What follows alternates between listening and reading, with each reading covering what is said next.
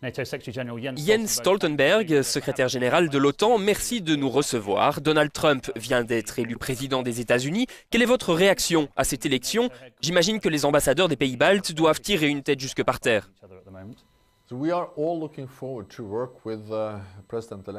On a tous hâte de travailler avec le président élu Donald Trump et je suis impatient de l'accueillir au sommet de l'OTAN à Bruxelles l'année prochaine.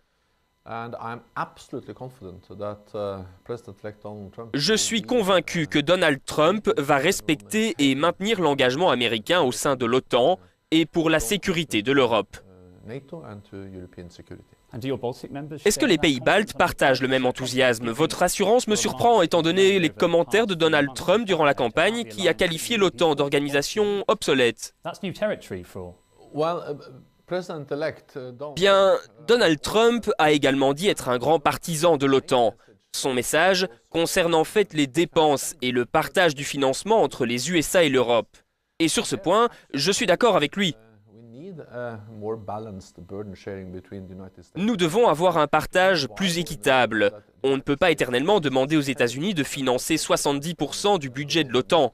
Donc ma grande priorité, depuis que je suis devenu secrétaire général en 2014, a été de m'assurer que les alliés européens augmentent leur budget en matière de défense.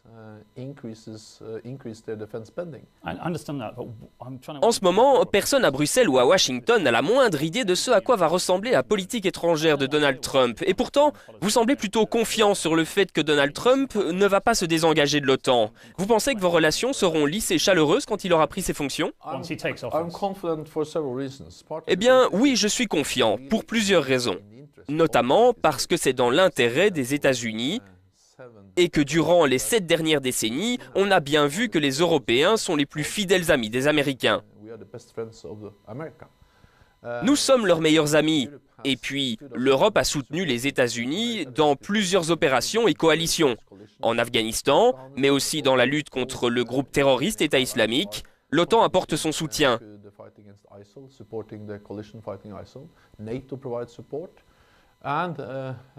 Et les 2 guerres mondiales nous ont appris que la stabilité de l'Europe est importante pour les États-Unis.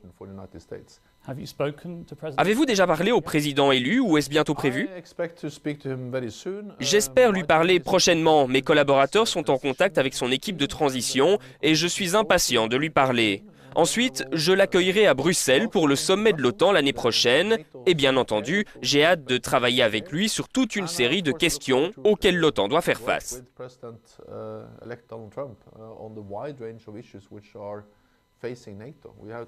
Nous devons renforcer la défense collective, mais aussi promouvoir la stabilité, combattre le terrorisme et stabiliser notre voisinage comme on le fait en Afghanistan ou en soutenant la coalition contre Daesh en Irak et en Syrie.